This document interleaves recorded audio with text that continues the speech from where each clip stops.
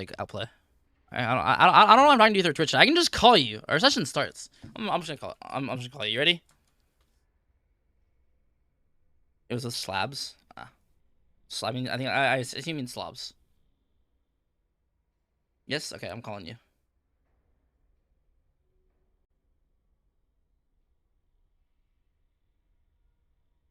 Hello.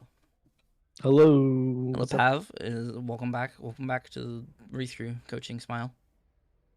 Yep. All right. So, one. Okay. I don't know if this exists. I don't know if this exists for slobs, but you can separate music layers in normal OBS by using like a plugin. You can because my stream VODs don't have music, but I play music, so you can do that in recordings as well. You can do that in recordings as well.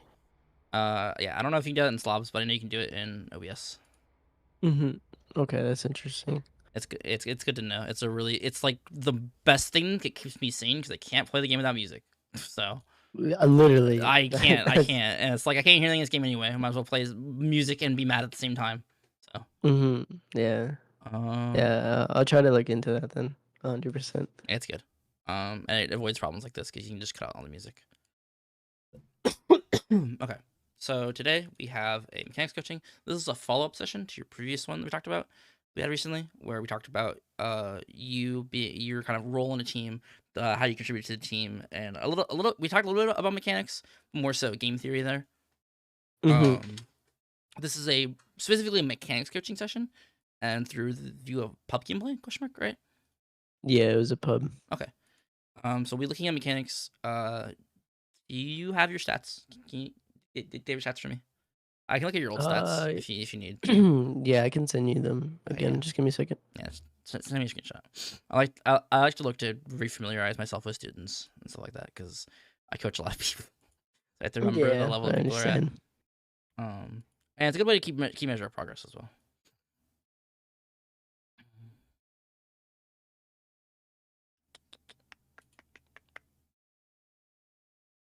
And then after you, I have a session with... All right. Okay, sent. Okay. All right. So again, okay, yeah, I remember. Okay, yeah. So basically, the number one thing is that you come out unless you're 1v1s 50-50, and your peak. What was your peak again? Peak rank? Diamond 2. Diamond 2. And then when was that? Broken Moon split. Okay. And I assume that's also because of time as well, because how fucking long that split was as well. Yeah, that's probably the main factor. But you peak diamond, right? So we're going to work specifically on getting you to a master's level, okay? Okay. I legitimately, my biggest opinion that I have in this game, and it's kind of a hot take. I think it's good to be involved with competitive at any level, because I mean, when I started playing Overwatch, I was gold and still doing like competitive like lobbies and stuff like that, like doing like tournaments and shit like that. But I think that the value you get out of playing competitive in this game specifically is so little until you're like master's level, right? Because I'm sure you've played. Okay. Have you played like scrims and stuff? You have, right? Yes. And I assume that it's literally one really good team shitting on the lobby most of the time. And yeah, and some of them. And yeah, it's really hard to balance teams out like that, especially, right? Because they're also like ranking this game is like a joke. Smile. So like there are like really good players in Diamond that will just shit on people in like scrims and shit like that. Women's comp is like that a lot too. And I'm not saying that to like demean women's comp. It's really good. There's a lot of good people. There's a lot of good people in there. But it's usually like 4 teams that are on the leaderboard, that are top leaderboard, like every week.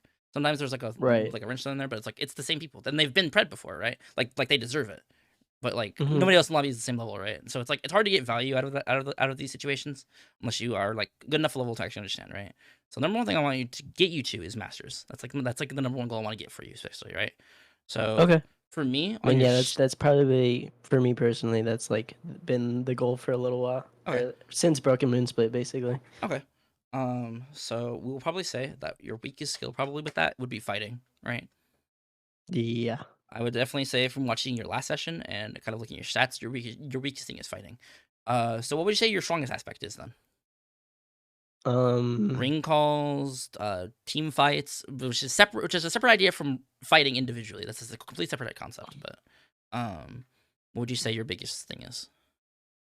I feel like I'm a I'm good at like supporting, if that makes sense. Yeah, no, Like that completely makes sense. You're probably really good in a team fight where you have really good synergy, right? yeah. I would imagine that once you get that, once you set people up for plays, you can do it, or that you do really well. But if you have to do plays yourself, it's a little harder, right?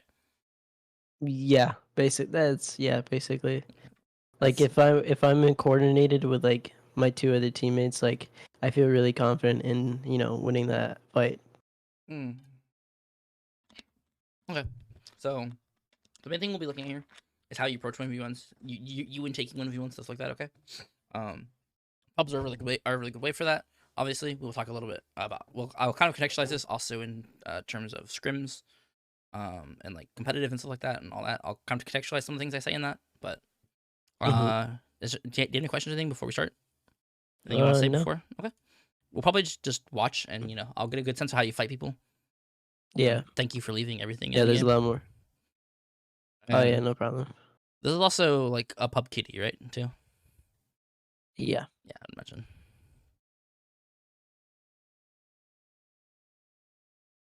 Turn this down so I don't get DMCA'd. Um.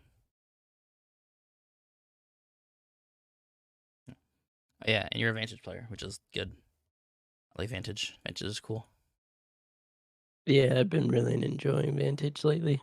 She I was talking about last session. She really fits like your play style and kind of what you're going for. Yeah. She's not a bad character at all. It's just really hard to get value out of her. Is more so the problem. Purple armor. You should basically be pushing whoever the fuck you see immediately here. Not gonna lie. Like you go up here, you go look up here. I assume you're gonna loot these bins before you go up, which is fine. Yeah. By the way, I'm watching through your stream right Oh now. yeah, I forgot the screen share. I forgot the screen share. You can see my screen, right? Yeah. If I draw on it, you're good. Yeah. Okay, good. I forgot the screen share. My bad. You're good. It was only like a second behind. I'm talking so I don't get DMCA'd on YouTube or Twitch. Blah blah blah blah blah blah. So the VOD doesn't get muted. Please, VOD, don't get muted. I want to see you play more aggressive. I'm not gonna lie. In a pub, I want to see you play more aggressive than this. Wait. You guys can't hear any music? That's awesome. Oh, thank God. It's very clearly. Yeah. It's really I get clear for so me. lucky here. You don't hear shit. Okay, thank God.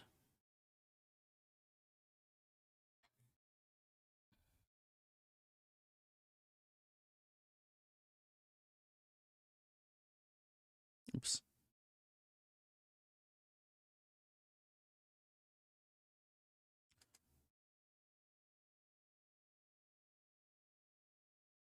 So the number one thing here, especially right, Hmm. I said this earlier, right? Don't you hear the gameplay? Oh, wait, you guys don't hear the gameplay? Oh, wait, test. Hello, wait. Why do you guys not hear the gameplay? Wait, Is the browser muted? Maybe I don't know. it's my end because I can hear it. Oh yeah. Application output capture. Wait. Oh wait, that's why. It was like, oh, damn. That's why. That makes sense. That makes sense. Okay. Oops. Oh, I don't know why I did that. Okay, there we go. Yeah. Okay. I forgot I had my browser muted because I was playing I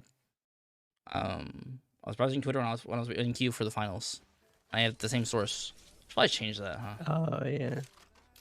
Okay. Now you guys can hear the music, right? Yeah, you guys can hear the music now. Is the video to better quality? No, I can't. It's 720p. You have to deal with it. I'm sorry. I don't like it either. Yeah. It couldn't get uploaded to YouTube because of the Music. and it's on Google Drive. It doesn't go higher than 720 on Google Drive unless it processes for like a day. Yeah, I can hear the music. Okay, well, I'm gonna try and talk whenever the video is playing, so I don't actually get DMCA'd. Sorry, YouTube. Sorry, Pav. All right, No, I'm sorry. but it's okay. It's okay. It's not a big deal. Worst case scenario, I don't get 2 cents off the video that I'm on a channel I'm not even monetized on. But so okay, so the number one thing here, I want you to be more aggressive. I want you to not be afraid of. Well, you're not necessarily being afraid of fighting. I don't think you're afraid of fighting. I just don't necessarily think you understand like kind of what you're missing out here on right here, right?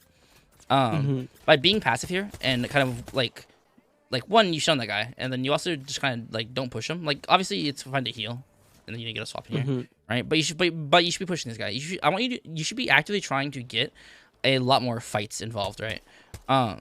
If we I like to this is a concept called fight density. This is the number one ways to improve faster, in my opinion. Um, the fight concept of fight density is how many fights you get per game, right? So let's Mm-hmm. say if your looting's unoptimized, right? Let's say you spend an extra 30 seconds looting after every fight, right?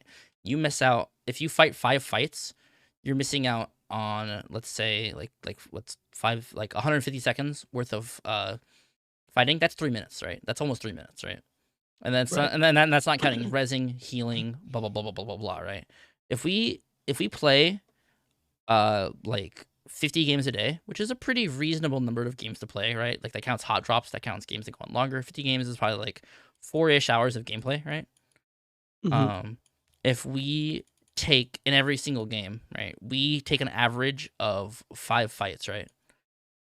We take 5 times 50, that's 250 fights a day, right?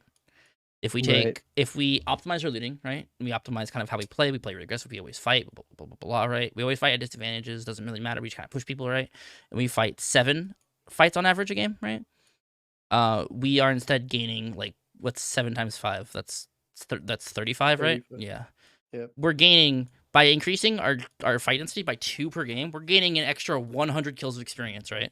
That in perspective to this is literally like 30% more, right? 30 to 40% more fights per game, right? I don't know if that math checks out. Someone can yell at me in Twitch chat if they want. Right. But like that's a that but like the concept of just pushing and being really aggressive in pubs, this is a pub specific thing, but it's a good way to improve, right? You can do this in ranked as well. You can do this in ranked as well. Because the system supports this a lot, which sucks. It's not good for the health of the game, but you know. Um But in pubs, you should absolutely be trying to push and fight as many people as possible. And I say fight, I mean fight. I don't mean shoot at to the third party. I mean like an actual like, hey, I'm getting shot back at, right? I'm engaging in a fight with this guy, right? This is the best way. This is the best way to statistically improve, right? It does. Your Okay. character does support a better style of long range poking, right? Or like not Mm-hmm. necessarily poking, but engagement. You prefer medium to long range engagement with Vantage, but it's still important that when someone pushes you, you don't fail due to, for lack of better words, like skill, right? Because if you're not comfortable with people getting close to you, you have a really big problem against the input, as I'll put it. Yeah. Yeah, you have to be comfortable fighting in close range, especially because fighting close range will also expressly increase how you fight at longer ranges as well. Because in close range, you're under pressure. You have to fight, you have to win, you have to trade damage, blah blah blah blah blah. Right? At range, you no longer have pressure. Right? Like sure, they might have a sniper or whatever, but you're not actively under pressure. If you're being shot at a sniper and you're losing, you just go into cover, or you're trying to dodge the sniper or whatever. Right? That's not really pressure in the same way that somebody being close to you is. Right? Because you get knocked at long range, you just res. You're fine. Um, Mm-hmm. but if you're in close range, you have pressure. The stress that it adds to you is really good for overall like nerve people getting nervous like before scrims, before tournaments, stuff like that. People get nervous. And it's like if you get good at managing stress in game, it also reflects out of game as well. Because I don't there's never a situation in game where I'm like stressed out. I'm always just like, okay, I fight this, or I don't fight this, or I run away, or do whatever. All right, I'm good. Right. But that just comes from the fact that I know how to like fight as many people as possible. I know how to actually take more fights, right? I want you Mm-hmm. to push people more. I want you to be comfortable pushing people. I want you to be comfortable pushing people even when it's hard to do so, right? It's a pub. You don't need to worry too much about it. And you're a duo, right? Yeah. Yeah. When you're a dude, especially, or when you're playing with somebody, you also have a Oh no, you no, also no. have It was random. Sorry. oh, this is random. Okay.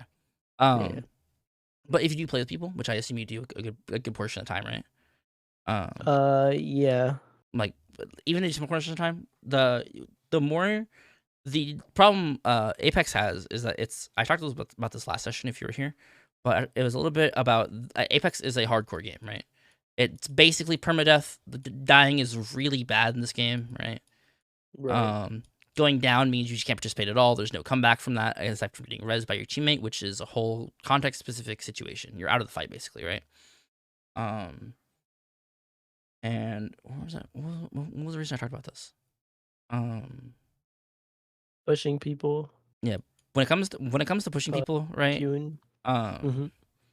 being comfortable with playing a hardcore game and understanding that like your life and stuff like that is really important. Um, it's overall like the number one way. Oh wait, I remember specifically why.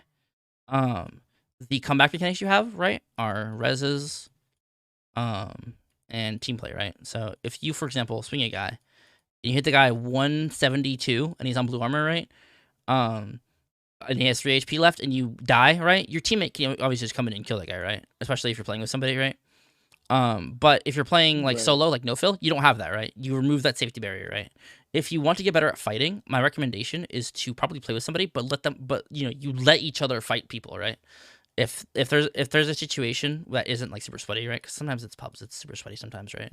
If there's a Mm-hmm. situation where it's like where you see your teammate going to fight a one, and then you want to come over and you're like, oh hey, they're fighting a one. I'm just gonna kind of like let them fight as one, you know? And then I'm gonna go try and find the other guy, and then me and this guy are gonna go fight a one, right? Me and this guy are gonna go fight Right. this one over here, and then if we both win, awesome. If we both lose, then it's like okay, now I go fight this one over here, right? Obviously, not everybody plays Apex like that, right? Sometimes it's like, oh god, they're all three here, or oh god, they're both here, and if it's duos, right? And it's like Yeah. then you just team fight, right? But then you still express mechanics in that, right? Mm-hmm. That's probably the best way to both one have fun because so no fill in this game is miserable, right?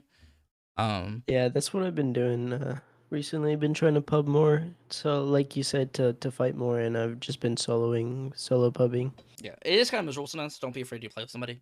I'm not saying only solo, right? But solo will give you more skill expression, but it is Mm-hmm. again miserable. The other thing I want you to know is that your character Vantage is really expressive of gunplay, right? Um, because her ultimate is a fucking gun, right? Characters that are not expressive of gunplay are characters like Fuse, right? Fuse is very ability heavy. Um, Fuse is very ability heavy. Fuse uses abilities to, engage and win fights, right? He gets advantages by using his abilities. Horizon is another good character that does that. For example, Horizon Ult, Horizon Q. Horizon Q amplifies gunplay, but not in a similar way, right? Like a Wraith angling you is way different than a Horizon angling you, right? Which one's more skillful? Probably the Wraith, right? Yeah. Rather than the Horizon going per lifting queuing you. Like obviously it's been nerfed, you can't really do that necessarily. Mm-hmm. But it's same concept. Um, and so with the character you play is really expressive of your gunplay, you have to make sure that you utilize your gunplay really, really well here. Then make sure that you utilize your overall kit really well, right? So right here, this is a lack of kit usage. You are obviously trying to use your sniper here, right? You miss, right? But the number one thing you have here is a grenade, right? You could have easily thrown a grenade behind here, and she's Horizon. She would have queued up, right? But that's perfectly fine, right? She queues up in the air, you shoot her in the air, but instead you're waiting for her to heal, and then she queues up, right? Oh yeah. I have a question in my chat I'm gonna answer real quick. How do you account for third parties who watch on the sideline of the situation that bother you slightly? If there's somebody poking you from far away, you need to learn how to angle them. You need to learn how to angle people from the outside that are actually poking you from the outside, so you can fight. And then once you fight that team and out of the line of sight, then you can actually go. Then they'll probably go to a third party, and then you actually fight them. Or if they don't ever push and they just sit there, just fucking go kill them first.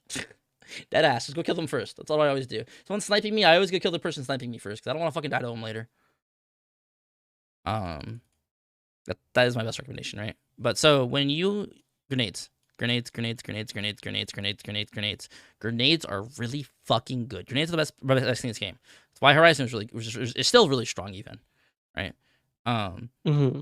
Use grenades. Grenades are so fucking broken. Her ult catalyzes grenades really, really well. Grenades are already good by themselves. Her ult it makes grenades twice as good, 3 times as good, 4 times as good, whatever, right? You use grenades to deny area. Grenades explicit purpose is to deny area by the threat of damage, right? Now, obviously, they have 2 options. They can run or they can tank it. Most people, if they tank it, you can kill them because, But so this Horizon, if you throw an arc star right here, or even anywhere in this area back here, right? She's threatened by that grenade. She needs to move, or she can tank it. But you've done a good amount of damage to her, right? You've done like 50 flush at this point. She can't really afford to tank the grenade, so she's gonna try and run out or just die to the grenade. She might try and like pop a bat instead of dying, right? But like it's a whole like risk scenario, right? And if she gets cracked, right, you can just push her, right? Yeah. Grenades, you need to make sure that you're using grenades and stuff like this in situations to force people out of cover. Especially as Vantage, it is really fucking good. It is really important for you to do that as Vantage because if you force people out of cover as Vantage, they are prime for your sniper. They face the biggest weapon threat in the game, second to the Kraber. right? Or long range weapon threat other than the Kraber, right? Because you nade somebody and then they walk out of a door and you Kraber them. That's kind of the same thing you get at advantage, right? Because if somebody else shoots them, it's really strong, right? Make sure that when people are behind cover, you can force them out. You force them out using grenades. Or if you're in a comp situation, playing somebody, have your teammate use ability to do so. Have your teammate throw a grenade. Have your teammate start to angle them out this way, so they walk back over here to try and avoid this guy. Right? Make sense? Yeah. Make sure you one pick up grenades so you can use them, and then two use the grenades that you pick up for sale. Right? Like just not using it here. I remember that. Not using it here is just a failure in like understanding resource management. Like obviously you could have hit those shots, but I'm not gonna sit here and be like you could have hit those shots by blah blah blah blah. Like it's you'll get it. You'll get it. Yeah, I think in this VOD there's a lot of like some of the flaws in my aim and some of the good things in my aim. This guy just fucking died to a fucking baseball. He just threw. He just.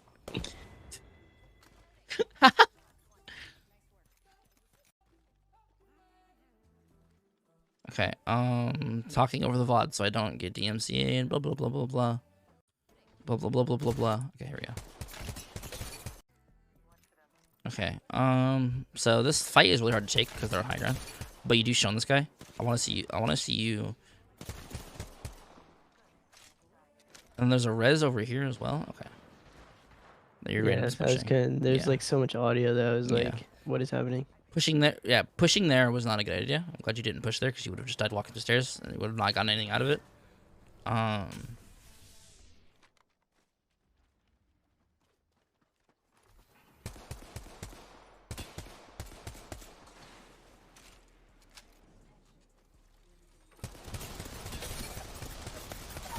What is she doing, bro?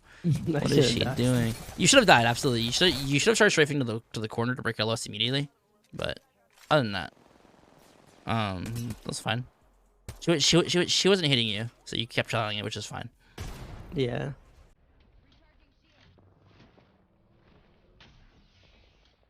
Your goal here should be to take height. Okay, good. I see you're planning for that. Yeah, I messed my bat up here though.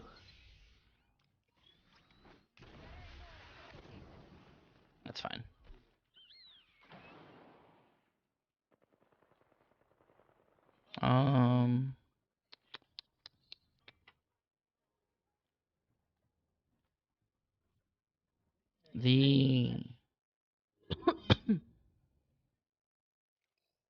Especially now that you're a solo, I want to see how you approach like 1v2s and stuff like that. Especially, do you know fill at all or no?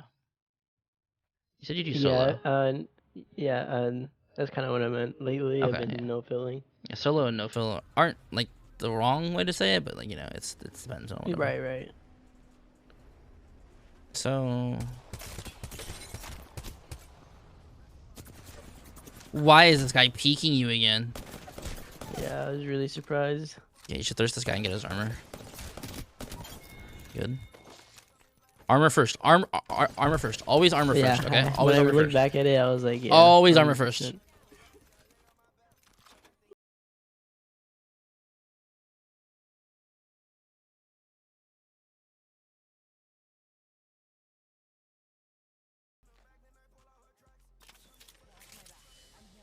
Going for reset here is fine.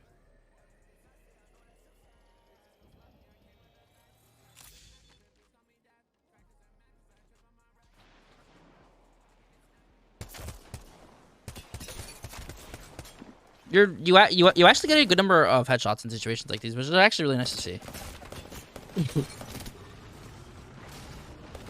This guy, nice, not bad.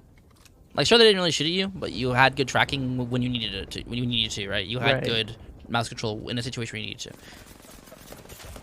I did not see this guy. Yeah, he's just kind of ratting you. Right here, I think my movement saved me. Yeah, it did.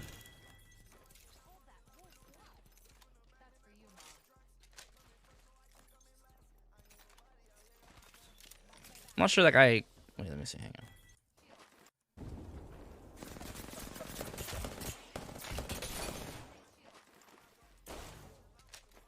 He didn't strafe very well, but it worked, and that's kind of what matters. You don't inhibit a goal. You didn't strafe very well, or I didn't. You didn't strafe like your side to side strafing here isn't like bad because you don't. You don't inhibit global bias here, and you're jumping a bunch. But jumping, this guy is more so bad, more so than your movement is really good here. Because one, you don't have global bias. You know what global bias is, right? No. Okay. When you're strafing, right? This is it's a really important concept when it comes to dodging. On the fire range.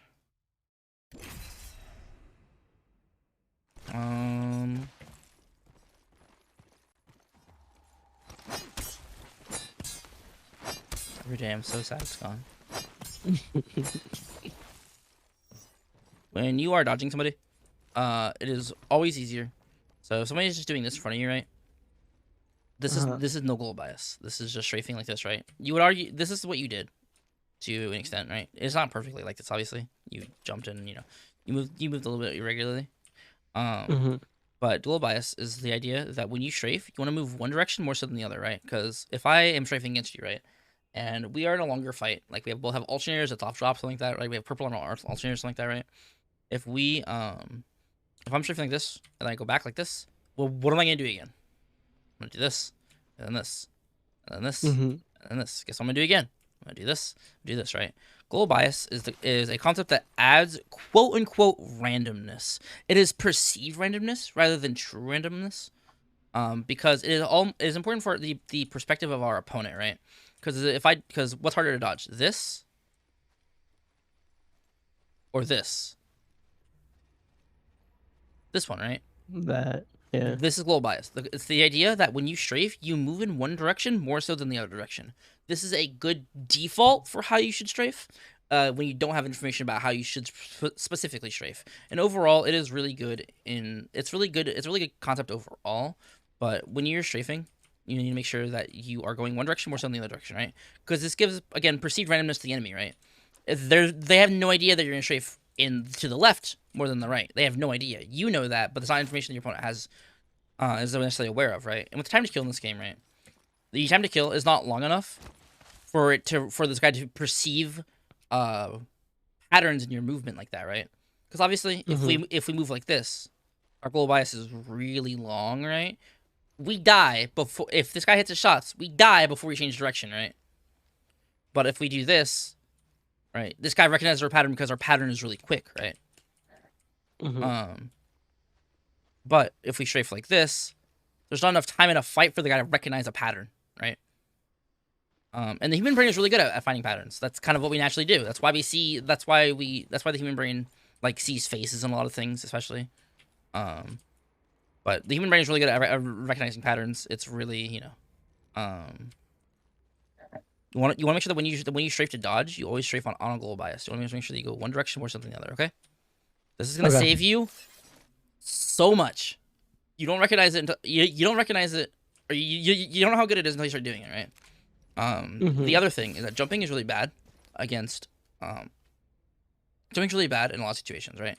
Even lurch jumping is really bad a lot. For a specific reason, right?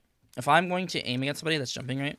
If I'm in your face like this, your perspective like this is good jumping, right? Because I'm throwing myself across your screen, right? Look how much the dummy moves in relativity to me, right? The dummy moves a lot, right? You can see that. So you can imagine from the dummy's perspective, I'm going like this, right? I have to actuate so much on my mouse pad to actually shoot me, right? But if I jump like this, right? My mouse movement just has to do this, right? Which is not hard. When we the ability when your feet are on the ground and you have control over yourself, you can move in any direction instantaneously. You can go in any direction whenever you want, change your momentum however you want, right? But when we're jumping, we're locked into an arc.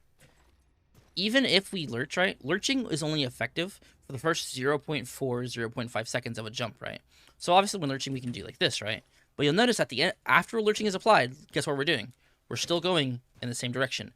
Opponents with really good target acquisition and really good movement reading skills can see, oh, they lurched. Okay, now they're falling in a straight line, right? And against weapons like the Peacekeeper, where the fuck is it? Oh yeah, I'd rather move it over here. Against weapons like the Peacekeeper, right? They need one moment of vulnerability to click you, and then you can die, right? Against shotguns like this, you never really want to jump in these medium ranges, You never really want to jump in the range against anything, but especially against shotguns, right? Because if you jump like this, all they go is oh, you're falling. Shoot you, right? Right. And that's more so the opponent was bad, more so than what you did was good. Does that make sense? Right. Yeah, it does. But again, jumping like this could be really good because the moment that you're weak, that's like they have to do this, right? They have to go like that to hit you. So it's better in these really close ranges, but avoid jumping at ranges like this even. This is still pretty close, but you still don't really move too much on the screen, right? Jumping's really good against bad players because they don't have good target reading skills and movement reading skills and animation reading skills. But you know, the further back you are, the worse jumping is, especially against snipers. Never jump against snipers. Okay. Make sense? Yes.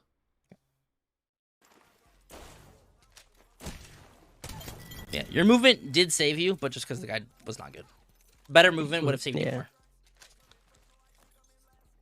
more. When you reload, do you move even slower when you strafe? Not when you reload, no. It's no, okay. When you have your gun out, when you have your gun out, you move slower, obviously. Yeah. What's the same speed? So you know there's another team around nearby. I think time to loot is fine. You have enough loot now. Your looting is not that bad. Your looting is pretty fast here. Do you just want to scout because it's what your character class should run, basically? It's a good gun. Do you like the scout preferably, or? Yeah, I like the scout. I'm just kind of hated this game because it's the only gun I got off drop, and then I guess I kept it. That's fine. I was more curious as to why you used it here. Nice, not bad. See, I want to see you take more fights like that. So right here, right, you're under pressure. Right here, this is a really good situation because you're trying to juggle multiple opponents now, especially trying to fight multiple people, right? You go for the round shop here. Like here is a really good example of your mechanics, right? There's still a couple things I can nitpick here, right? But this fighting is really strong. I can see the strengths in your aim. You have right here, you have really good like target reading skills. You see which way this guy's going. You go back to him here, and then you push. You play the door better than he does, and then you reload. There's this guy. Good. Armor swap. You strafe for the cover here, which is good. You can just pop it back here for free, basically. Yeah, you're fine.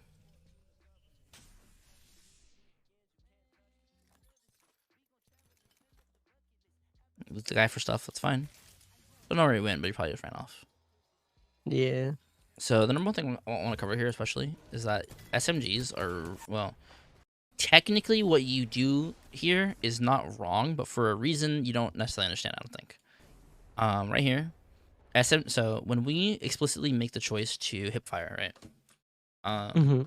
So hip firing has the distinct advantage of we move faster, right? Our speed is faster than we move ADS, right? The only weapon for which this is not true is the RD-45, the P-20, and the Wingman, because they are pistol weapons, right? I think the Muslim as well. Question mark. But our straight speed is the same speed if we ADS with pistols. Okay. The R9 and weapons like that are not necessarily true, right? So basically, speed is a way to dodge, right? Obviously, if someone I'm sure you try to hit a horizon going through a gravity cannon, you can't hit that because how fast she's going, right? Right. In the same way, speed is a multiplier for how hard it is to hit you, right? Obviously, it is way harder to hit somebody, or it's way easier to hit somebody, rather, if they do this, right? Because I'm not standing still, but I am not moving very much at all, right? Very easy to hit me. However, like this is way harder to hit me, right? Sure, I'm not invulnerable. I can still get tracked, right? But it is definitely harder to hit me. Especially if I'm really close to you, especially like this, right? Because I start circling you like this, it's really hard to hit me, right? If I end up with hip firing, it's important to with SMGs, the whole class of SMGs in general. It's important to understand that hip fire for this class is still really good. It's really good to use even with no laser sight here. It's basically a loot trade-off. If you have no laser sight, you kind of need to ADS more in closer ranges, right? But the better laser sight you have, obviously, the more you can do with a hip fire, right? Like, sure, there's still me standing still. It'd be a lot harder, and to an extent, easier to also hit somebody that is, strafing, right? But this is again a no mag R9 against purple armor. This is like really strong, right? And in this situation, you should be ADSing because you have no laser sight, right? Yeah. You have no laser sight. You should be ADSing here, but I'm pretty sure you would do this if you had a laser sight here, right? Yeah, I just I don't really like the hip fire with the prowler a lot That's fine, but because of the burst. yeah, that's fair. But also, it's important to understand that the weapon strengths like that are something you will have to get used to, especially from a competitive standpoint. You know, you have to be comfortable with every weapon. But the but it's important to make sure that you utilize this strength specifically, right? Because if somebody's hard ADSing with an SMG and you are not, you can just you can strafe to their side, right? Because you're faster than them. You have the ability to angle people off of this, and it's really strong and it's really good. If you watched any of my last session, I talked about how being to the side of people like this is really strong as well, stuff like that. So it's important for that reason specifically. Okay. Yep. So what you do here is not wrong, but it's something you probably continue after while outside of this. It's out of this point. And then again, this is good. You heal here. This is fine. Good armor swap. Good fight. Good fight. Overall, really good fight. I want to see more fights like this, right? If your VOD was full of fights like this, right? Obviously, not every fight can realistically be like that because people are weird, right? Right. But you know.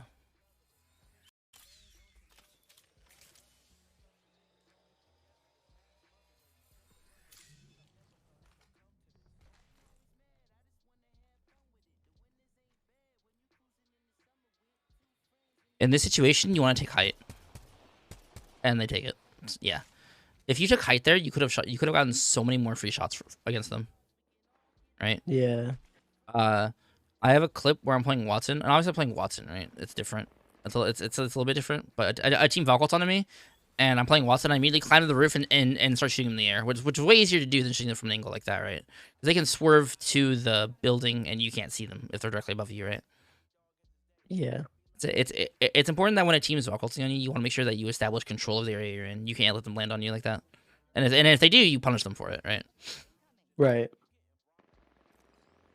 Again, this is being really passive with your fight, right?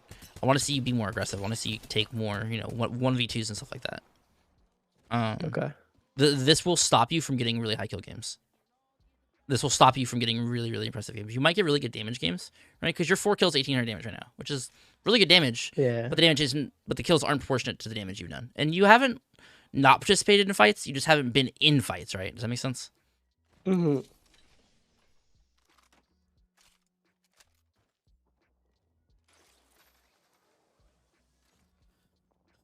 And like you can still do that with a G7 and stuff like that too, especially if you're more comfortable with these weapons as well. You can still do that with these weapons.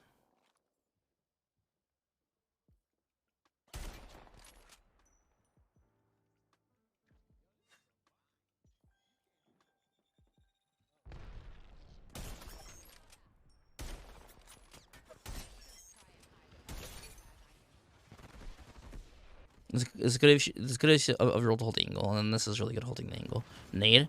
See, this nade's good, right? Because that nade is doing exactly what I wanted to do against the Horizon ult, right?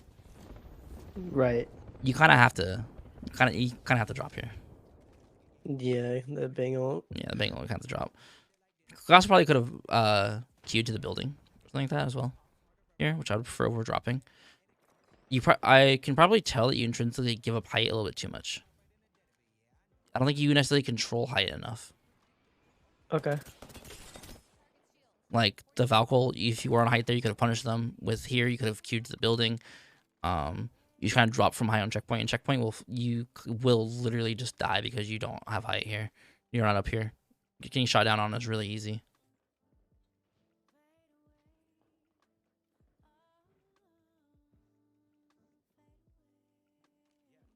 For example, here, right? Let's break down this fight a little bit more, right? Let's talk about this damage here you get.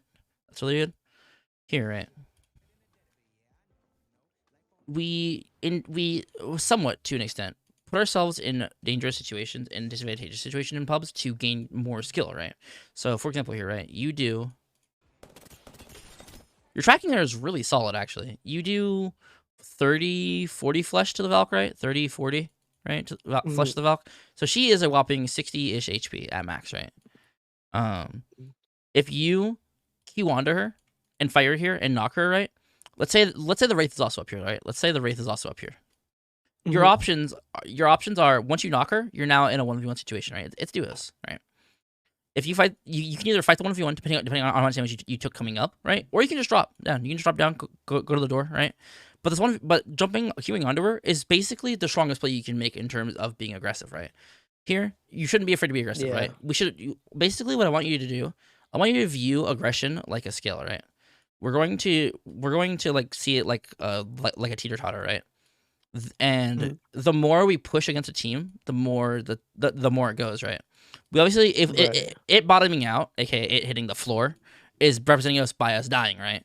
But the more and more you leverage it, the more you push onto it, the more pressure you put onto a team, the more likely you are to it bottoming out for their side, aka they die, right? That's all. That's all pressure is in this game, depending on how you play versus how they play, right? Because the more pressure you apply, the harder it is for them, especially, right? Especially you've played enough comp to know that a team that pressures you guys a lot forces you to do bad things, right? 100%. Yes. So it's probably suffocating, right? Like literally suffocating. That's what I want you to do. That's what I want you to do to opponents, right? If you watch people that play no fill, they typically win 1v3s by suffocating teams of 3 as a solo, right? They every time they peek, damage done. They win every damage trade. It's hard for the team to do anything, right? Because they just can't. They can't win any trades. They can't win anything like that. So they kind of just go like, all right, zone's coming. Just run out in the open and die, I guess, right? Because they can't do anything. They have no options, right? Stuff like that. So it's important that when you, especially in duos, right? It's important to get the sense of, hey, I should push this because if I win this fight immediately, right? If this was trios, it is the worst idea to queue up here, right? Maybe not the worst idea, but it's a pretty dangerous idea to queue up here, right? Because you don't know where the other 2 people are, right? And if you win this, you're in a 1v2, right? But since it's solos, what the hell?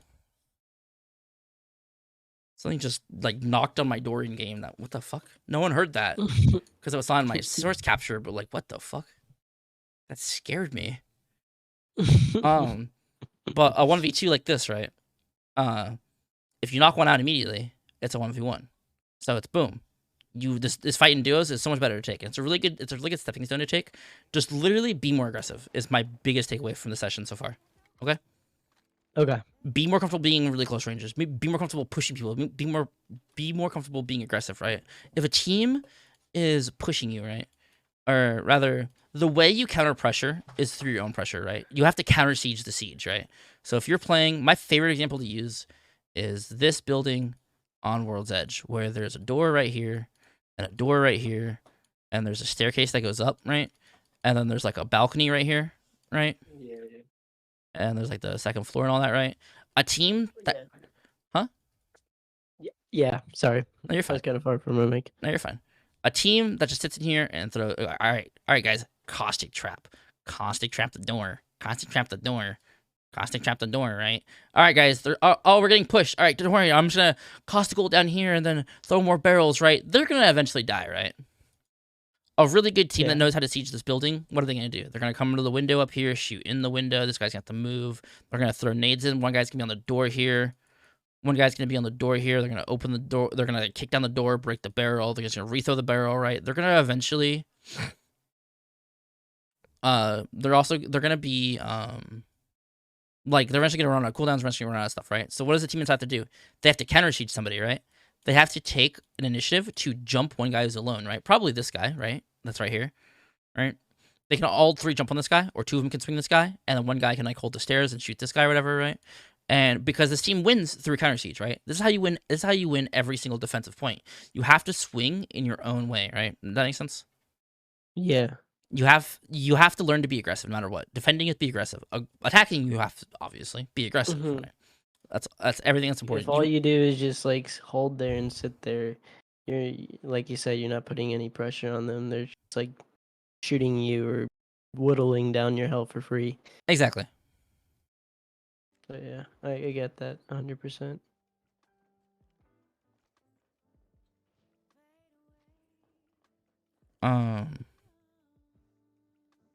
So like right there, you should have pushed the Valk, right? Yeah. It's duos. It's fine. I think this Valk And then you just climb up. runs. She queues up here, and now you're up here, right? You're up here like 20 seconds late, and now there's a third party, and it's a little bit more free to do whatever you want, right? And then you just okay, this guy's you get a free kill from opportunity, and then the Valk 1v2's in here, and then you reload before climbing. You should have just climbed here. She has whenever you have purple. You can literally just flex your health on her. She just does a storm here. This felt really awkward. Like the tracking, I guess, while sliding. This tracking is hard to do. Yeah, it's really movement dependent. You have to have a really good understanding of movement to be able to track like that. Hello. Okay, she just okay. Nice. Yeah, that checks out. And then I don't think I fight here until like the last like minute or two. It is storm point in your end zone, so you're basically guaranteed to not find anybody. TSM got 18th today in LGS. Holy shit. Yeah, they did pretty bad. I saw first game. They got fucking fucked first game. Yeah.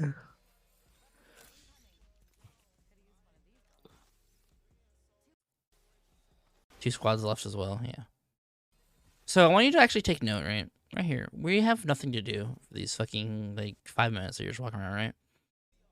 Notice how long those fights took, right? If you wipe those squads, let's say a minute earlier, you would not be doing this right now. You would not be in Storm right now. Right? That's true, yeah. And you could possibly fight another fight, right? Especially, like let's look how many fights there are while you're walking across here, right? You end the game, or you end fighting in checkpoint at... Okay, well, I'm going to count when you knock this guy to the end, because that guy just runs, okay? 7 squads left, right? Okay, so 6 squads left after this happens, right? I would say 6 squads is a much more fair number to say, right?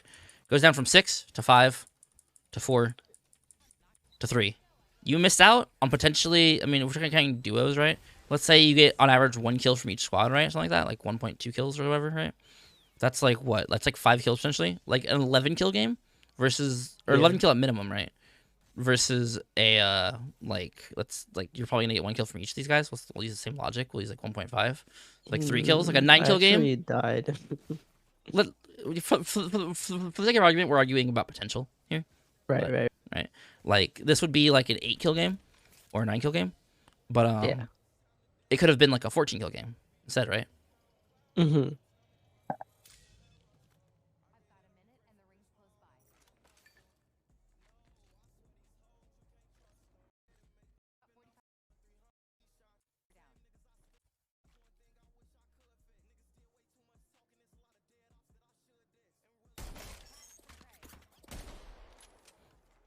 It's good that you punch people that equal Challenger Sniper. You should always win those trades. If you don't, it's a mechanical skill issue that needs to be improved upon, obviously, by playing more. And like aim training and shit like that. All that. You should never lose a Chal. You should, hypothetically. Some guy just tries to caustic gas. This guy just tries to caustic gas.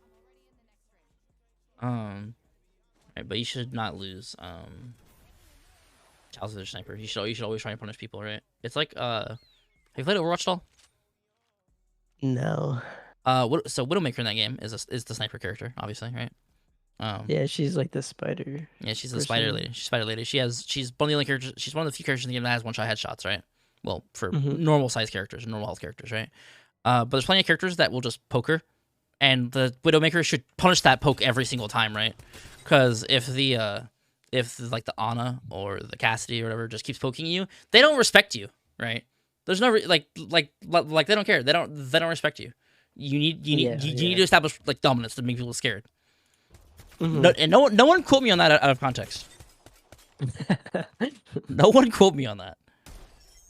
This guy should die. Good, very good here. Look, see, okay, I told you last session to take time with your shots. Okay, I think I consciously did that today or in this VOD. You said you die here, but this is really good. Yeah. This guy, I literally said the guy should die here. You took your time with your vantage shots. It is really important to do. Is session 2 or 3? This is session 2. This is really really good damage output. You're playing this very well. You're zone camping them. Right. This is fine. Yeah. You take your time here. It's so good. You don't need to push here. Okay, yeah, I didn't. You don't need to In push my here. head, I was like, it's zone 3. It's This zone 3. is You don't gotta push here. That grenade is actually really good. I think it misses here, but it's still a good grenade overall. yeah. Just because of where you are in zone, I would not throw a heat shield here. What are you doing? Go back. Run. Yeah, in my head, I was like, do I stay? No, no. Do I It's zone come 3. back? Do I You don't fuck with toss it it. in the hit shield? Just Yeah, just punish them when they come out. They have maximum 4 heat shields. I just like misplayed this so badly here. They took so long, so I was like, did they rotate the other way? You would have heard it. Heat shields. They're really loud. There's no you don't get no audio for heat shields. For heat shields.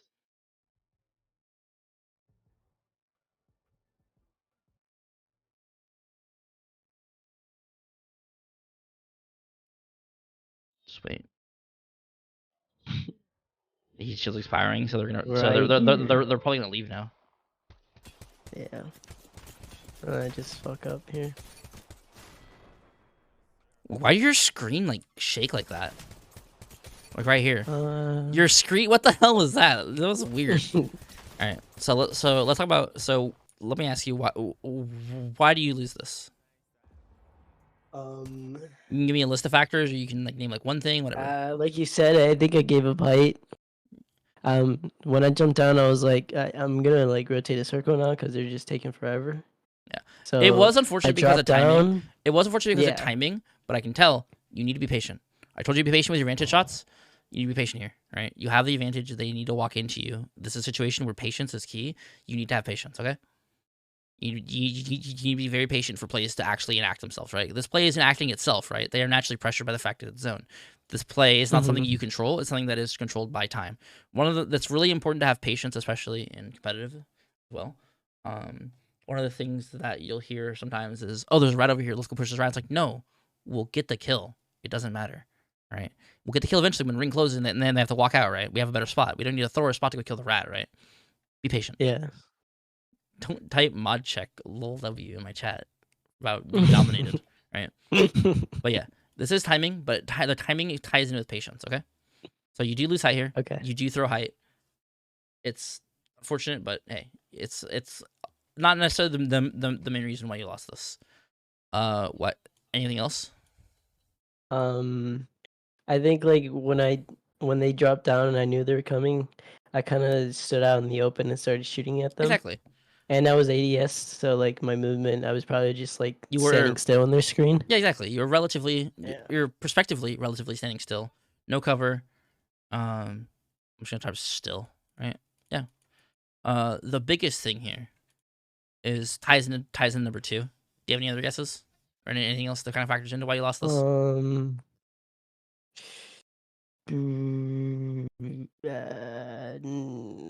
No. Okay. Patience. I mean, yeah, you said that. Yeah, But patience. yeah. I'm writing that up here. Yeah, patience. High slash patience. These two concepts are tying into each other. Number one thing is that you're just taking a 1v2, right? Obviously, it is a duos. It's no shit. It's the 1v2. No shit. There's 2 people, right? But the important thing is that when you probably know this, you probably hear this and go, yeah, of course. How do you fight a 1v2? How do you fight a 1v3? You fight 2 to 3 1v1s, right? Right. What are you doing here? Are you fighting 2 1v1s? No, you're fighting 1v2, No. right? You in Apex just about never, thank you. You almost never ever want to fight or peek 2 people or more than 1 person at a time, right? The only time you do want to do that is when, one, it's a team fight. You have to fight this team, right? Or in a situation where, hey, I can kill this person really quickly, and then as soon as I kill that person, it's a 1v1. I kind of explained that with the Valkyrie earlier, right? When you did you did like 38 flesh 2 or whatever, right? You did 30 flesh 2. If you knock her, boom, you have a 1v1, and you can disengage from that 1v1, right? The number one important thing when it comes to 1v2s and 1v1 stuff like that, even in competitive, right? If you have an opportunity to take 1v1, you should take it, right? Because I talk about this a lot with my students, where I talk about the flowchart of a game or of a fight's macro micro. It's info, plan, execute, reset. I don't think I talked about this with you specifically, but I'm sure you've seen it before. Yeah. Execution, reset. That's not an E. and this is how kind of fights flow, right? When Mhm. our goal, right? If we translate this into this, right? Our overall goal that influences this plan is to win a 1v2, right? So info, there's two of Yeah. them, the positions, blah blah blah blah blah blah, right? The plan is to fight a 1v1 when we can, right? The execution of the 1v1 comes down to, well, how we execute it, right? How this actually goes depends on our execution. Do we win the 1v1? No. Why? Do we win the 1v1? Yes. Okay. Reset information. There's one left. Plan. Fight the 1v1. Execution. Fight the 1v1, right? Like that. Mhm. That's all it comes down to. You need to make sure that when you're peaking people, you're not peaking one person at a time, unless you're going to win that peak against multiple people, right? Right. You have to be able to disengage the peak when you start taking returning fire. And the better you are at the game, the better you can actually break up fights, right? So, for example, really good like movement players, for example, they will go from one piece of cover to the next, like with like a super glide or whatever, and then fight somebody, and then like super glide over here, and then boom, they're fighting a 1v1 now on the other side of this box and stuff like that. The better you are at the game, Mhm. the better you can isolate. My biggest piece of advice for people that are newer or learning how to maximize the skill is more so, hey, when you are fighting, go from strong position back up to a back up or take a strong position. So go forward or go back depending on how the team, depending on how the fight's going. You take a strong position, and then you fight another 1v1 from there. But the better you get, the less distance and less space and less strong positions you need. You can take 1v1s on one side of a box, literally flip over to the other side of the box, take another 1v1, flip over to the other side of the box, take another 1v1, right? And just 1v3 really cleanly like that, right? Those are where the cleanest clips come from because all the fights are isolated, right? And if you're in a situation where you have to fight more than one opponent, like you have to, that's where things like strafing, dodging, and even still cover plays to a really strong extent, okay? Because we don't Okay. necessarily. I want to make sure that when you think of cover, I don't want you to embed in your brain of like not good coaches, in my opinion. Talk about like the 3/5 rule. I'm sure you've heard of this maybe somewhere, where it's like Yeah. 3/5 of your screen should have cover on it, right? Or have like some cover on it. This is not good advice, right? This makes you way too timid, right? Um, Mhm. to attack, because how are you gonna push somebody with cover, right? How are you Right. ever going to push somebody with cover? You don't, right? You push somebody because if you have to white swing somebody and push out in the open, you can trap them on the backside of a box like this, right? If someone's playing the box, right, like this, right? All you're doing by playing 3/5 cover is giving them the opportunity to run away like this, right? Because you play Mhm. out here instead. If this person runs this way, you chase them. If this person runs this way, you chase them, right? And they're not going to come from the way that you Yeah. came from, unless it's like a door or something like that, right? And you give up a door, there's bigger problems, obviously, right? But Yeah. um, you need to make sure that you actually end up swinging people and stuff like that when the opportunity comes up. When you make sure that you take the 1v1s, this is where aggression is really important to balance out because if you're not aggressive in situations like this, um, you're not going to capitalize. Again, you counter siege the siege. That's how you win. It's the concept of pressure is really really important. Um, when it comes to a macro level, especially right. If we're going, one of the examples I was coaching this team in women's league that got pushed by like Janie's team and like Janie, like Ava, Sabs and like and them, right, which are really good Mhm. players, right? Um, they're playing a building on Storm Point that looks like this, like a staircase, like right here. I don't remember exactly how the building is, something like this. But there's a door here, window right here, and a staircase right here, right? The Mhm. Janie's team, the really good team, walked up. One took the door, one went to roof and like peeked in from this door, like up here, like on the stairs, like the peak stairs, right? And the other one played over here, right? They literally just got on top of the building, right? And then the team inside, what is the team inside supposed to do, right? Like just nothing, right? Just kind of like Mhm. just be shot at, right? Like obviously they should all Right. like swing one guy or something like Yeah. that, or they should try and pick fights, something like that. But the situation is not ideal in the first place, right? You shouldn't be in the situation anyway. You know what situation you should be in? You should be in the situation where you go, let me erase all the guys. In a situation where you go, oh, there's a team, or you be in a situation where you're like, all right, we're on the roof. Oh, there's a team And approaching. look at them. Hey guys, we can shoot them while they walk up. Why are we not shooting them when they Mhm. walk up? They shouldn't cross to your building for free. They shouldn't get here for free. The only time this isn't applicable is if there's multiple teams around in zone, right? And there's multiple teams around in zone, and the team climbs on your building, they better be getting fucking shot at. Shot at. And if they're not getting shot at, you should be able to take control of the outside of the building, right? Yeah. So it's literally just a if and statement. If they're getting shot at, good, that's fine. They get punished for it. Maybe even if they're getting shot at, right? You can still swing one as they're getting shot at. You can hear when people get cracked and shit like that. If you hear one get cracked, you go, "Oh god, the wraith guy got cracked." And you all swinger. You see your cure, swinger, killer, boom, KP and loot, easy, right?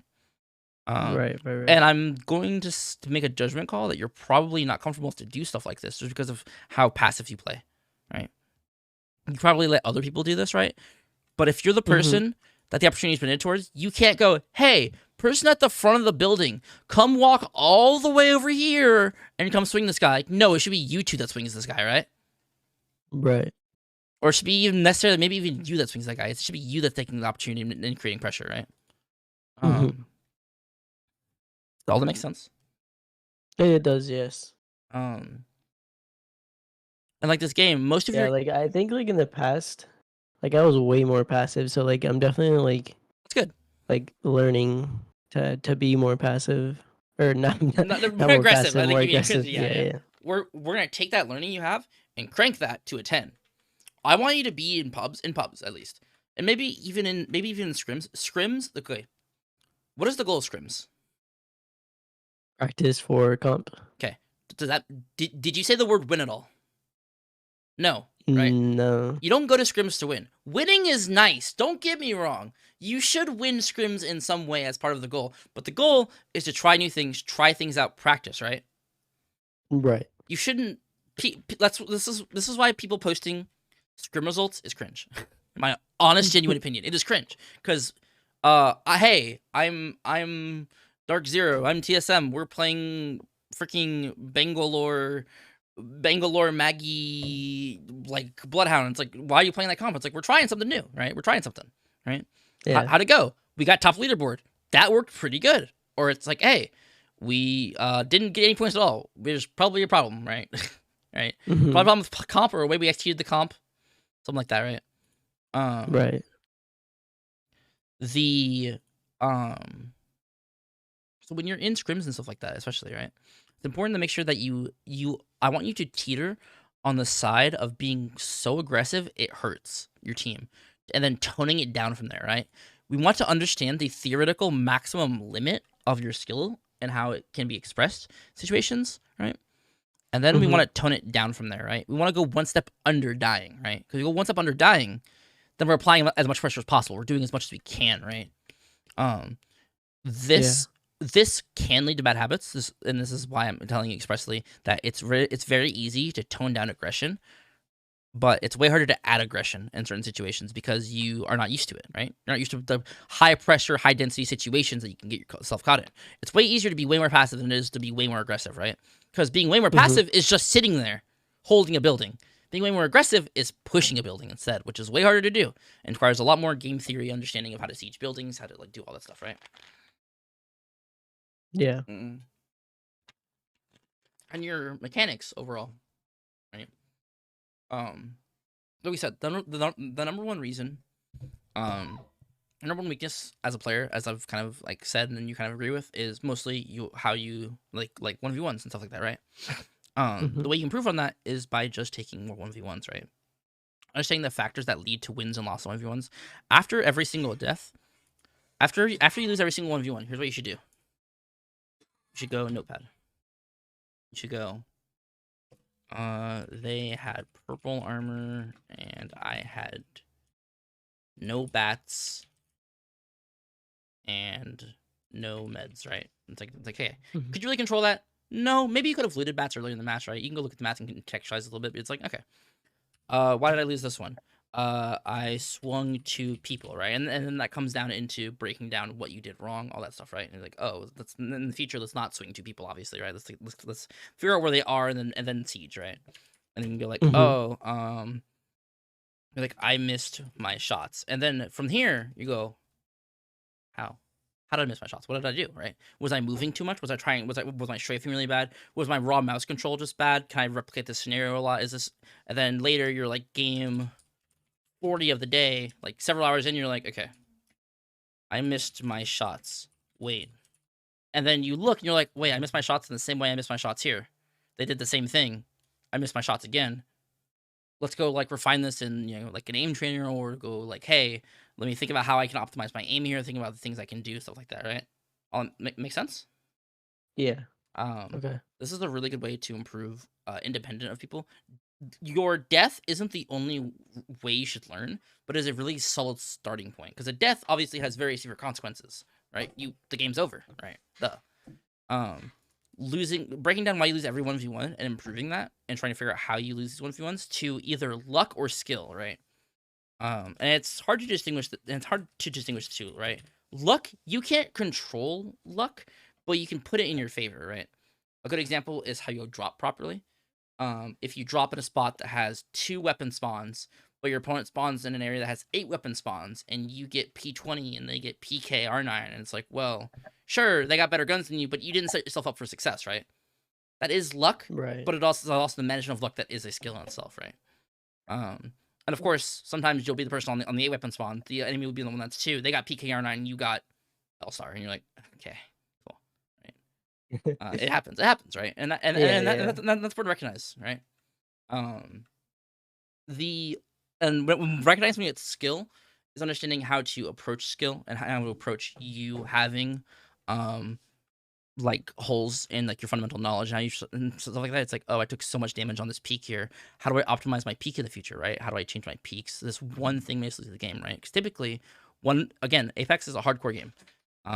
One mistake can snowball really badly, right? But optimally, right? If you make a mistake and you get pushed, right, the opponent can also make a mistake in pushing you, right? It's this whole circle, right? A team will never act perfectly. There will always be mistakes. There will always be optimization. There is textbook really strong plays that they can make that really feel like they have no ability to like come around and stuff like, or come back from and stuff like that. But there are always ways to. It comes from a good understanding, right? If you don't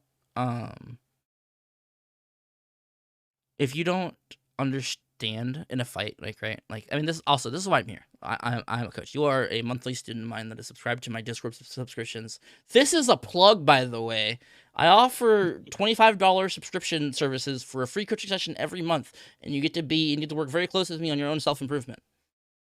Okay, anyway, but since you are a student like that, you can we can work very closely on, hey, why did I lose this fight? And I'm like, okay, you lost this fight because of this, right? Here's the context of the situation, all that stuff like that. Because it is difficult in some situations to analyze why you lost, right? Yeah. It can definitely be very difficult to figure out why you lost in situations. Because sometimes there's like 7 things as to why you lost, and it's like, I missed my shots. And it's like, you actually didn't strafe well. Your positioning wasn't good. Blah blah blah blah blah blah blah blah. Right? So you can always talk to me about that, and we can work on that and stuff like that. But the number one thing, I want you to pub more, and I want you to be way more aggressive with how you play, okay? It'll be really important for helping you understand, hey, again, throttle the aggression. Put it as much as possible. Put the pedal to the metal, and then back up a little bit more when you need to be less, right? Because there are situations where you have to fight. There are situations where you have to fight disadvantageously. You'll have to fight teams, for example, if you're on the edge of a ring here, right? I mean, if we look at the ring you're playing right now, right here, right? If this was a scrim and you're here, you gotta fucking fight to get in that zone, buddy. You gotta fight to get in that zone. There's no way you're getting in there for free. And you're probably gonna die, right? But it's how you approach the fights that's important. That's my best. That's my recommendation. This is gonna scale your learning and growth, obviously, right? Because if we go in with the intention of learning every fight, and then we fight, right? The more fights we take with the intention of learning, the better we get, right? I don't want you to obviously there is a time for practice, and there is a time for explicit learning, right? Because practice is learning to an extent, but you also do need to just play the game for a large amount of time, right? If we look at your kills, if we look at your 8 kills throughout this match, right? Let's look at how many of them were 1v1s or 1vx's, right? Where the opponent, and we're going to qualify that as when your opponent is shooting back at you, right? And that's a fight. It's a pretty decently close to medium range fight, right? Let's look how many kills you got that were actually part of that. You technically should have gotten this kill, but this guy was just running into the horizon. doesn't really count. Mm-hmm. So 0.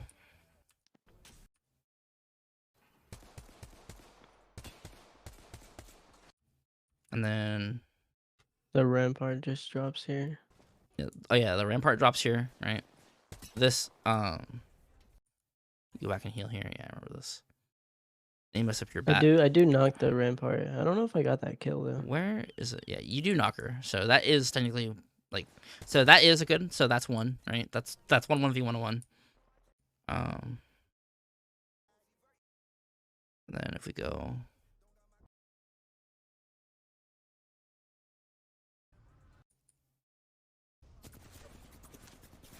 this is another 1v1, right? So 2.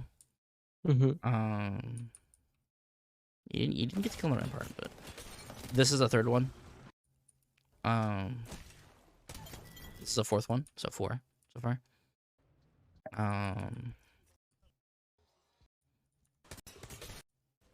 There's also 1, so 5. That's 5.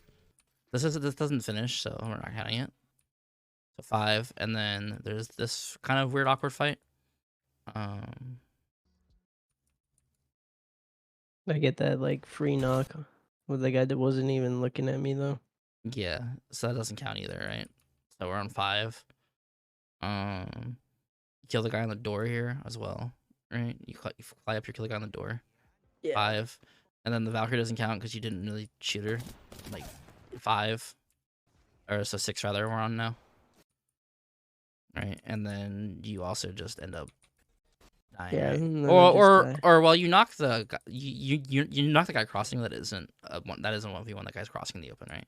So how many fights do we actually get? Like 6, right? 6, but you have 8 kills, right? So it's like, well, how many? Obviously, I'm not saying every kill you should get should be a 1v1 because that's not how this game works. You're gonna get free kills no matter what, right? Mm-hmm. But most people don't understand that the kill density you have is dependent on how many fights you take, right? You'll see that when I play, I typically play really aggressively. I typically want to fight people just for experience and just for fighting experience. That's how you get really, really good at it, is just by fighting people, especially fighting people that are better than you. The rank system currently really, really supports that, and I think it's a really good way to learn how to fight people. Because if you lose in rank, if you die in ranked, it's typically because you get thirded, and dying when you get thirded is typically a bad macro management of understanding where teams are and that a team's going to want to third you in the situation, or it's really bad fighting skills. But sometimes, again, you have to take fights. If you have to take fights, you have to take fights that are really good. You have to try and fight when it's really good. If you get thirded off a fight where there's only one person alive, you're probably dead, right? Does all of that make sense? Yep. This is good. This is the number 1 step I want you to take to securing your own success. This will help you a lot in doing a lot of stuff, and kind of reveals to me a lot about how you play. The next VOD I want from you should be either a ranked or a pub game, and it can talk a little bit about. I can build upon this a little bit more, and we can actually look at 1v1s to break them down, right? We didn't really have that many 1v1s to break down here, and the ones that you did play, like this one in the building here, this one was really good. This was really, really good, and I talked to you a little about strafing and stuff like that. Yeah. The Bangalore clip, you got a lot of free damage on, so it wasn't really too much to talk about here. We talked about strafing for this one clip here, right? So you can kind of see that these actual ones we get provide a lot of value and insight into how you can improve, right? That makes sense? Right, yeah. So understanding how to get these now, the next VOD you see, I want to see a VOD that necessarily has a lot more 1v1s, stuff like that, right? I want to see your playstyle kind of shift and change, okay? Okay. Do you have any questions at all? No. Okay, that's probably where I'll leave the session with you, which is like an hour and 15, which is a little bit short, but still really solid. Not too bad. Yeah, I think I definitely am learning a lot more. Good, and this will also help you learn a lot more. You can learn a lot more yourself. You could like cancel being a student right now and then learn how to fight right now. Right. It's more important that I give you the tools for success for yourself, more so than me just being like, give me money and I'll teach you how to be better. Like, you can do it yourself now if you really want Right. to. Yeah. Well, obviously, I am like a catalyst. I'll help you. I'll help you a lot more. But yeah. So that's everything you need to work on. If you have any questions, let me know. If you have one of the ones that you fight that you can't really tangibly say why you lost it, let me know. We don't want to scapegoat excuses. We don't want to scapegoat why we lost to be like they're on controller. It's like, well, there's ways to fight fights where you don't die to controller every time, right?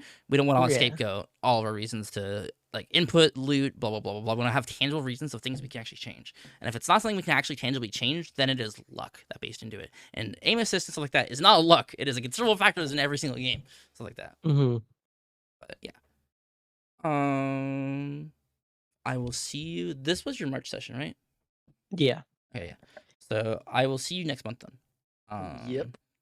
And we'll hopefully look some more at 1v1s, look at more mechanic stuff. This didn't get, this was a little bit of mechanics, but especially remember when you're dodging, global bias. Remember to exert a global bias. Remember, don't jump, especially against weapons that have really click timing, or really strong click timing rather. And then again, the whole thing about aggression. And the other thing is remember that speed is a really important catalyst when fighting close range. That the faster you are, the harder you are to dodge. Remember to use hip fire in situations where you really can. Okay. Okay. Yeah. I will see you next month. I'm very excited to see because we can you can be a really really strong comp player. You'll probably hit masters if your comms are really good and you can give really good comms in like team fights and stuff like that, and like can be a really good strong enabler. You can probably hit masters in like I would say next split maybe if you work really really well. But it depends kind of how the games go and how motivation goes and how Apex goes in general as a game. But yeah. Right. Yeah. Yeah. Currently, I'm D3, so Oh, I'm getting. you definitely could if you grinded games out. Um, Yeah. but yeah, I'll remember definitely try. Some days it's like. and some days it's hard, and like grab a Yeah. friend, Yeah. and like grab a friend. Sometimes it's Yeah. way easier to do with a friend. Like I said, if X is a hardcore game, if we add the safety floor of playing with somebody, it allows us to be a lot more aggressive in 1v1s, take more 1v1s, and like fight team fights a lot better, a lot smoother. Yeah. I Um, think like as of late, like or I guess yesterday, like in my ranked games, it was just like there was fighting, but some of it was like we'd win our fight off drop, right? And then it's kind of like uh the other teams like weren't in zone; they were completely out of zone, so it kind of didn't make sense to like just completely leave our spot since we like had a zone spot. mhm, But like yeah, like you say, like it doesn't like you want to learn like ranked should be treated as like practice, not like winning ranked games yeah, or whatever. yeah, of But course. I have way more respect for ranked players that fucking turbo and everything and are diamond more than masters players who are very, yeah. yeah, I'm sure you can understand. Yeah. yeah. Um, But yeah, I mean, yeah, thank you for all the advice and input and everything. no problem. Have you already filled out testimonial Medify? If you haven't, that'd be appreciated if you could. Not yet. If you Yeah, could, I that'd be will. I appreciated. will. I will. And then I think I don't know if you filled the feedback form last time, but if you did or didn't, up to you if you want to do it again. Okay. I sent you the Apex playlist as well in this student chat. Oh, Um, you did? Okay, yeah, I yeah. gotta look at that. If you want to play that, it is work in progress, but it is a little bit representative of the final project right now. It is pretty solid. It's a pretty solid playlist right now. So if you want to play that as well, that'll also probably help you with some mechanic stuff. Yeah. Yep. Uh, Yeah, I'm definitely like right now. Uh, yeah, definitely trying to focus on my mechanics, and then that'll show in the 1v1s that I take more in pubs mhm. and ranked, I guess too. Yeah, it'll help you. It'll help you a lot, especially if you take 1v1s against better players. Especially, Yeah. it'll be really nice. Especially, so we do this in pubs, and then we can extract this and apply it to ranked as well. So when you fight 1v1s in ranked, because you will have to fight 1v1s in ranked, obviously, there'll A be really hundred advantage percent. 1v1s. Yeah. You should be I like, have I been need to trying fight to do this. that too. Good. Yeah. So we will see that, and then I can break it down as to why you lose these and all that, and why you win these and all that. Okay. All right. All right. Perfect. I will See see. you in April. Yeah, I will see you next month. Have a good rest All of right. your day, and I will hopefully see something from you soon, like a clip or something. But yeah, I see you Yeah. soon. Okay. Perfect. As the last note, your KD is probably gonna tank, but it's fine.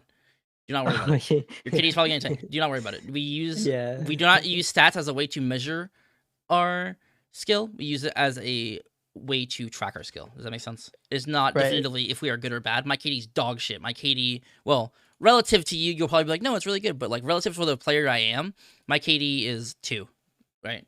But like I Wow. play no fill. I push everybody. I fight everybody, right? I don't care. Mm-hmm. Oops, let me do that. I don't care. Yeah. I just fight Yeah. people. So my Yesterday, KD is not those good. were kind of my pubs. Like Yeah. I would just land and like win the first 1v1, and then the second 1v1 I'd basically like die. Yeah, that Right? makes sense. Because yeah. That makes sense But with your yeah. stats. That makes sense with your stats, right?